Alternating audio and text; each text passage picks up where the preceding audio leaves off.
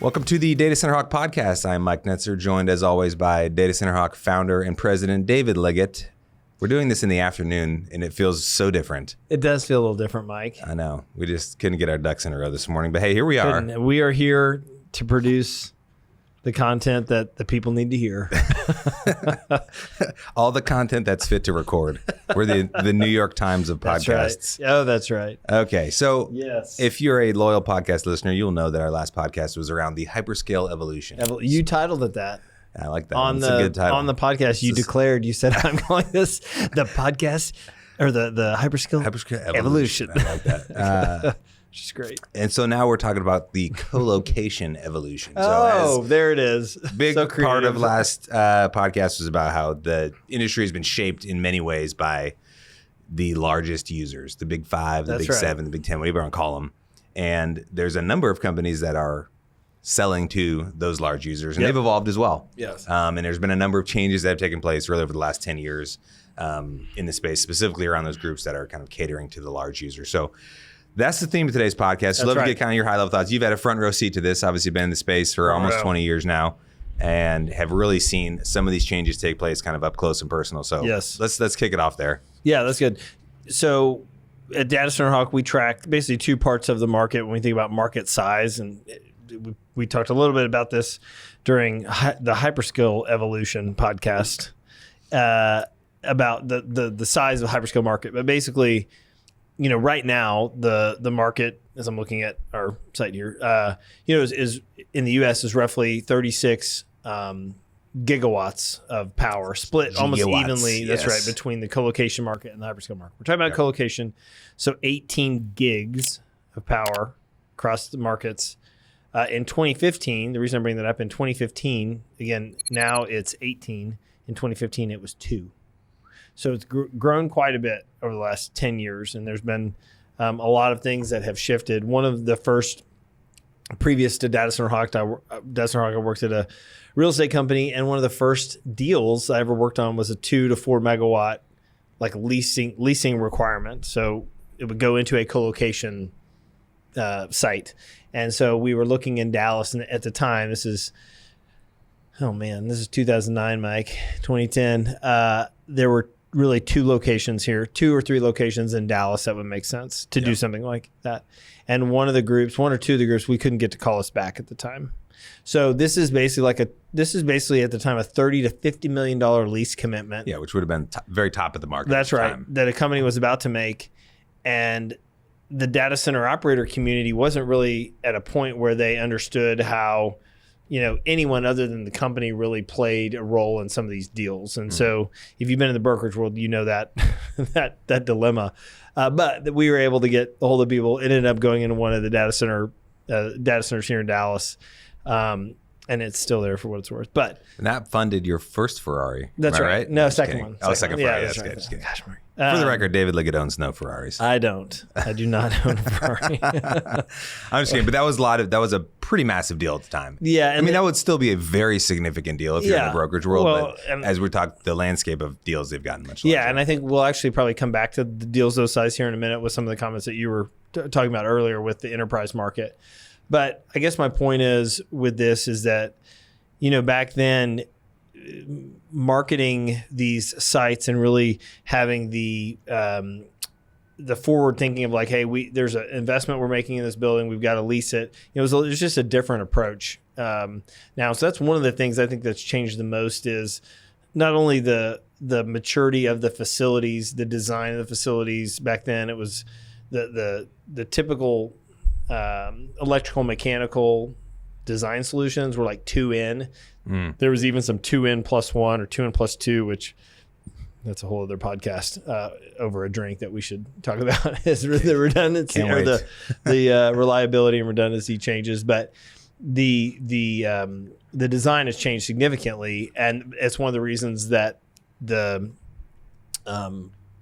shift, in my opinion, of like end users being able to utilize the data center space has happened, and it's grown so much is because these users can get more comfortable with the design and things like that. So it's been a massive shift, and it's continuing to evolve because of the way that the capital in our space has flowed towards certain parts of the business, and right now most of it's flowing towards capturing AI requirements in markets around the country and around the world. But there's still a really frothy enterprise business that's out there, and a colocation market that's still worth, in my opinion, and I think in the opinion of many, and you're starting to see this, some of these like site announcements you'll see in the news aren't going to be for, 500 megawatts. They're going to be for 50 megawatts. And I'm not saying the 500s won't happen, but there's going to be others that are focusing on that smaller part of the market. Yeah, there is there's almost like a clustering effect where there's all this AI and hyperscale demand has come, so groups have rushed to that and almost left behind certain segments of the market that now people are seeing, hey, that's an opportunity as the other market gets crowded. Yes. I think we can talk about in a second, like how that's impacted at the specific company level. We've seen individual companies change their strategy a number of times over the last several years to kind of see where the opportunity is going to be. People always talk, hey, skate to where the puck is going. And for a long time, that's been large hyperscale development. Yes. And now there's, I think, other opportunities in space. There's some 50 megawatt like infill type opportunity, and there's probably some even smaller than that could be interesting. Yeah, and I think one of the reasons I should bring up when I talked about 2 gigawatts in 2015 versus the 18 it is now. A lot of that has been the large leasing that's taken place. So what we would call hyperscale leasing. We do put that into the colocation market.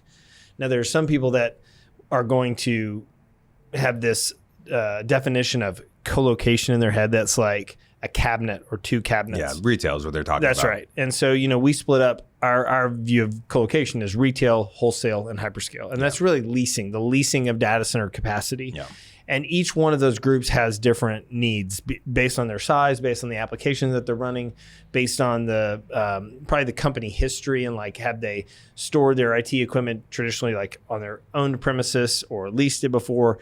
I mean, the leasing thing really took off in 2007, probably 2008 to 2014. Yeah, so you discussed before kind of the financial crisis at the time. 100%. Groups were shifting from this CapEx model to this OpEx model. And that people really people don't realize, that was really, that is the reason that we're here today. I mean, I know you can look back on things and it's much clearer kind of in the rearview mirror, but one of the things I would say is if the financial crisis didn't happen in 2008, 9, and some people maybe were like in college during that time or maybe hadn't even gotten to college yet that are listening. But that moment in time pushed the data center user away from owning it themselves to leasing. And they had to kind of, or to cloud or, just doing something that wasn't like in a physical location that they controlled themselves. It didn't include like dropping $100 million tomorrow. That's right. And so because the maturity that the data center operators then were able to go, hey, now this is a product and a solution we're offering and we need to mature it over time. And as they got better, the end user needed more. And so you kind of put that together over a 5-10 year period and you have a very exciting, a lot of exciting growth in the colocation market. Yeah. So a couple of stats. You mentioned the 2 gigawatts in 2015 versus 18 now. So I kind of looked at how that broke down from a provider standpoint. Okay. So in 2015, do you know how many providers there were in the U.S.? And I look at total capacity. So what they had built plus under construction plus plans. So kind of like their total portfolio. In 2015, how many providers in the U.S. had over 300 megawatts of total capacity? Don't look. 5. Wrong. 2. Oh, okay. 2. Do you know how many markets in 2015 had over 300 megawatts of total capacity? 2. 5. Oh my gosh. Are you kidding me? Yeah, that's story of my life right there. Wrong again. It's like the scene from Vegas Vacation where he guessed the number of fingers behind his back.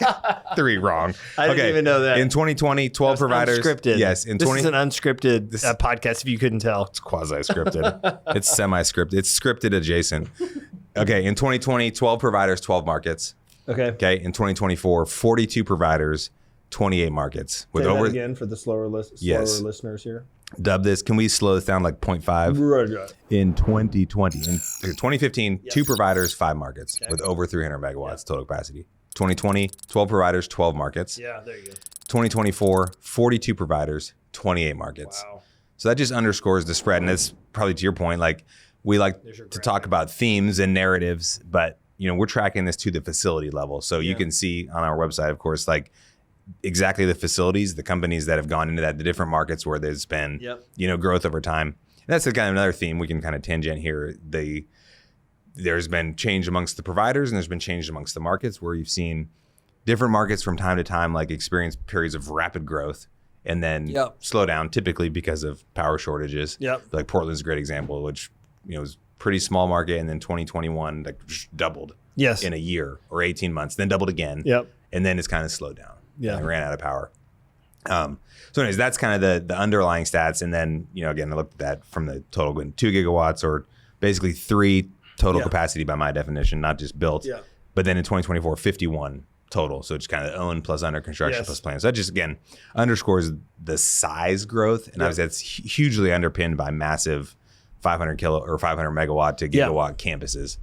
From a colocation standpoint, when we started, we tracked, our inside product, we tracked 10 markets. So let me see if I can still do them. Atlanta, Chicago, Dallas, Los Angeles, New York, Northern Virginia, Northern California, Northern New Jersey, Phoenix, and Seattle. I think that's 10. Great. Those 10 markets were the main ones that we did all of our work in. And to be honest, that's where like the main growth was happening. Out of that 10, there were probably 6 that received most of the growth. Those 6 are still the biggest today. But what to your point, Mike, there's additional markets that have grown from a colocation standpoint. And there's also, the other thing that's really important to realize is when Mike gives the number of like in 2024, there's how many 42 providers, 28 markets that have more than 300 megawatts. Okay. So capacity. What's important with that is that like some of these markets are one deal. And they're probably in their secondary, tertiary locations. So right now there are situations where, like, for instance, if we tracked a 300 megawatt deal or a 400 megawatt deal, a market like Portland or a market like Seattle might only be 200 megawatts. And so that, you can very easily eclipse one market, could easily grow double another one just by one deal today. And that was not the case 5 years ago, 10 years ago. It was just much more incremental. And actually, Portland's a really good example of a market that historically grew by enterprise demand, that didn't want to be basically in California, wanted to be on the West Coast, wanted to take advantage of tax incentives and a cheaper power cost. And so you put all that together and you have a market like Portland that would grow like that didn't take one big deal to grow. Reno is a market that there's a couple of providers there, one that's done maybe multiple, smaller multi-tenant deals, one that's done 1 or 2 really big deals. So you have less users there, a lot more power. In Portland, you have a lot more users, less power from a market size perspective. But I just think that's an interesting thing for people to keep their eye on, and the dynamics for people to watch, because some of these bigger deals that are being leased, and we say this is like turnkey leasing. So if you're into the next level of the space, you might know the difference between like powered shell and turnkey leasing. We're talking turnkey. So powered shell we kind of put into a different category, but this is turnkey leasing, where the electrical mechanical infrastructure is delivered. The leasing is on a price per kW per month. Most of the time the electricity is a pass through on those deals. That's that type of leasing. And so it's just the places where this demand will go has shifted significantly in the colocation market, and that's not changing anytime soon. I mean, it's going to have to happen, and that's not at the peril of the bigger markets. If you could put more capacity in a Dallas and a Chicago and a Phoenix and Northern Virginia and Atlanta and Northern California, people would. The problem is just how quickly can you do it? And are there data center operators that are continuing to invest there? And what we found is typically those groups that used to invest for that smaller user are now investing on the bigger one, or towards the bigger users. And there's nothing wrong with that. It's just different. Yeah. We did a whole podcast about some of the geographic shifts that have been on. We probably link to that, or you can just find it on the YouTube link or the podcast page. But so we don't need to spend a ton of time on that. But how have groups pivoted or evolved, as it were? God, tie it so back. Good. Yes. When it comes to meeting those larger requirements, like, there's some key things that you've got to get right. But how have you seen groups evolve really probably in the last 4 to 5 years when it comes to meeting those larger requirements that are outside of the major markets? Yeah. I think one, it's putting teams together that are proactively looking for those site opportunities and capacity opportunities. Before, I think 5-8 years ago, if you're a data center operator, you know what I'm talking about here, where if you're on the sales team, you were certainly selling deals, but you're also kind of part of the site selection team and group. This is years and years ago, where you're out there talking to people. Typically there's a percentage of occupancy of a data center building, where if a data center operator is at 60% of the building, they're now out looking for their next site, and they're trying to kind of build their next capacity, with the idea that next capacity would last them 3 to 5 years. Mm-hmm. Now the problem is that next capacity, one user could come along and lease it like that, and they're out. And there's many data center operators that have faced that challenge, the blessing and the curse of the pre-lease. And so I think what people have done, to combat against that is, one, put teams together to get out in front of it. Two is really understand the design needs of the end user, and some of that is like figuring out ways to build multi-tenant data centers, multi-story data center buildings that you can still figure out the efficiencies that you need. It's looking at the differences in like cooling approaches, like in putting almost like variable, we can cool both air cooled and water, both sides, and that's a design change I think the data center operators had to figure out. I think figuring out kind of locations that people are not is a big part of it. And so understanding with data how to analyze where the areas I could be that these end users might want to be in the future. So those are some of the things we've seen people do to try to attract the larger users to their locations. Yeah, again, there's been a ton of energy spent around trying to figure out where that next 5,000 megawatt campus will be and capitalizing on that. And the other piece is, as we mentioned at the top, is groups kind of pivoting back and going, hey, the enterprise segment's been not shown the attention they were back in your heyday of the Thanks, man. late 2010s or late 2000s, late 2000s. What are we going to call it? Whatever. 2005 to 2010. That's what I mean. That's right. And those groups are, there's probably some pent up demand there. So we've heard a number of groups probably in the last 6 to 12 months to go, is there an opportunity with the enterprise user? And it's like you almost have to retrain your capital partner because they've been so used to this. 100%. I'm not going to say no risk, but much lower risk pre-lease environment to this thought of, hey, we're going to build a 30 to 50 megawatt data center, and we're not going to just lease it to one tenant. That's right. And we're going to lease it 2 to 10 megawatts at a time at, in theory, a significantly higher rate. That's right. But that's an evolution of itself. Yeah. If you've kind of been, hey, 100, 200 megawatts at a time, pre-leased only. Yeah. Now to go back and go, hey, we're going to build something speculatively. Yeah. But there does appear to be a tide changing in the space around those specific groups. Yeah. And the spec build is more around where the opportunity is and people that don't have capacity out there to lease than it is like, then someone like really taking like a risk related to, it not being leased. I think the challenge with the bigger or the smaller developments is people being able to say no to the bigger users that still need that capacity. Yeah. And, it's like, how do you say no to a 36 megawatt lease that can get done in one, when you plan to lease it out in 3 to 5 years, and so it's a bird in the hand, maybe. It's true. And that's the challenge that a lot of these groups face. And I understand it.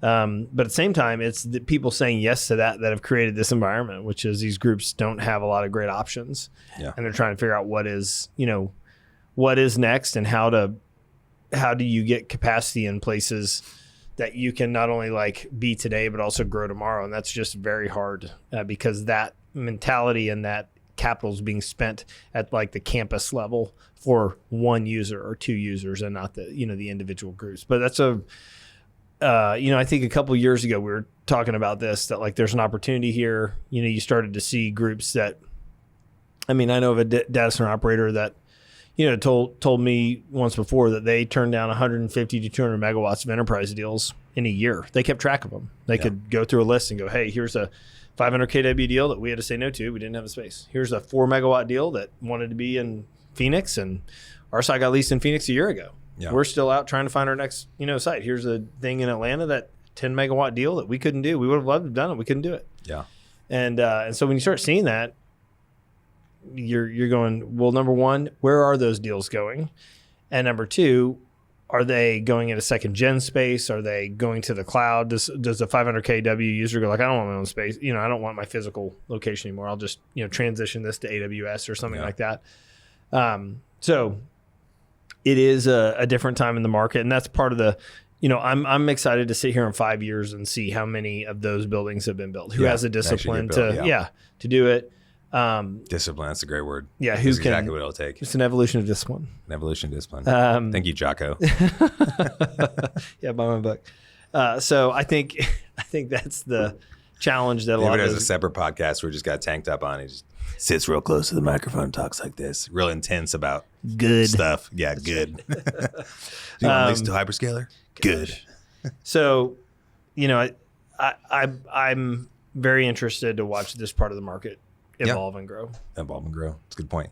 I think probably one of the use cases our platform was built upon was a kind of broker use case to find out who has. Someone brings me a 1 megawatt, 2 megawatt requirement. Yeah. Where, to your point, your 2010 requirement, where can it be placed? Yeah. Somebody called me this week and asked, "Hey, who's got 15 megawatts available today?" I almost laughed as I'm saying it right now. I go on our site, pulled up one site. Yeah. And I think if you even drop that down to 5 megawatts, it's probably maybe a dozen tops. Yeah. And those are probably some pretty unique spaces that maybe not everybody would want to go into. Sure. And it just underscores like the fact that that space does not exist. Yeah, there's a great story somebody told me of a data center in kind of the New York area that's one of the carrier hotels. That's like an area that's very sought after space. And they were saying that tenants would, so in a normal like data center data hall, if it's a multi-tenant, there's multiple cages in these facilities. So you might walk a little bit, someone has a cage that's 1,000 square feet full of servers. You might walk to the next one, 500 square feet, and it's empty, whatever. And he said, the person told me that like tenants are basically walking the common area aisles looking for additional empty physical location, physical cages to go, hey, that little suite, whatever, there's, capacity there. Can we have that? And typically like that area was like reserved, right of first refusal. I mean, if there's like empty physical space that can be sold from a power perspective. I mean, those data center operators are smart and they're getting ahead of that, so there's not much of that out there today. However, that's always a funny thought in my mind. As a sales guy, I would love it if people were like, hey, I see you have that. Right. I would love to buy that. That's right. Can I please give you money? That's right. Yeah. So it's, the other thing is that will be interesting to watch is like how the smaller data centers handle the ability to serve the enterprise user needs or smaller colocation customers needs as it comes to like experimenting with AI. Mm-hmm. And what can you really build at that scale, a smaller scale, to help customers do that. I think that'll be something, that the data center operator world has to figure out the financial solution, the cost mechanism to make that work for them. Yeah. But it's very, very fascinating to watch. Yeah, you segued nicely into my last question, which is kind of where's the future evolution of the co-location space going? There's continued focus on the large users. There seems to be this emerging focus on the enterprise. Anything else you see kind of going forward that will kind of shape the industry? Yeah. Call it the next 2-3 years. Yeah. I mean, I think a lot of the leasing will come from these smaller AI groups that maybe aren't publicly traded companies, as today, a couple of them. As of today. Public, wink. Yes. So I think a lot of the leasing will come from that. That backfills a lot of the second gen space. I'm interested to watch a lot of these enterprise data centers come back to the market potentially, and what impact that would have if you have sites that have 6 to 12 megs coming back online. Is that, down the fairway for an end user to take on their own and lease? I'm interested to see what services these groups push the data center operator to provide back to them, in addition to just power, space, and cooling. And I think that the enterprise users or the smaller colocation users' dependence on AI infrastructure and how they can really use that to make it work for their business is something to watch, because that will impact the way a lot of these smaller data center buildings potentially get built, or the opportunities that they have for that. So. Yeah. Well, we will continue to track that and try and understand, again, kind of tip of the spear as these things are happening. Get our arms around it, understand how it is impacting the space, how it's impacting supply and demand, et cetera. So. Yeah, I would say, as you think about the market, keep your eye on the relationship between Colocation and Hyperscale, those two groups. And really what I mean by that is like the colocation market that's being leased and the Hyperscale market that's being built on their own. And those two things and that relationship between the two, where it goes, how big it gets, and how fast it evolves is really the thing to keep your eye on. Yeah. Okay, as always, if you want more information on any of the themes or topics we discussed if only there was today, a website. yes, there is a website. Data. In fact, it's datacenterHawk.com. Yes, there it is. Aptly named by one David Liggitt in 2014. Actually, does the name come before that? Not by me. It wasn't named. That's right. It was named by your sister-in-law. My sister-in-law, who's a lot more creative. To her credit. That's right. To her. Yes. Can we please? We probably mentioned this before on the podcast. What was the original name you had dreamt up for Data Center Hawk? Please tell us. One was Colo Zoom. It's terrible. Can you imagine if we were like now we talk about ourselves as DCH. What if we were like CZ? Yeah, I had an old boss named Craig Zimmerman. Everybody called him CZ because it's a mouthful. But Colo Zoom. And there were others too. But the best is our logos that we had. I basically crowdsourced. Crowdsourced a bunch of like design logos at the time, and actually the original eye that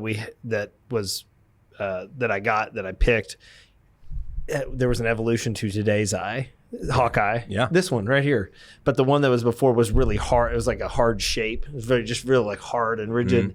And so the designer that we had with our site, like smoothed it out. And it's had a couple of kind of different designs over the last, 3 or 4 years. But been a great, I'm going to get teary just looking at it. No, it's been a great logo for us. Rhett's having tears just thinking about how long it took us to figure out how to hang this. There's little screw holes on the back, and there was no template. That's right. Yes. It was rough. That's right. But here we are. Sorry. Here we are 10 years later. Okay. All right. We hope you enjoy this. We'll catch us next time on the podcast or otherwise datacenterHawk.com. Connect with us, connect with our team. We'd love to talk with you more. See ya.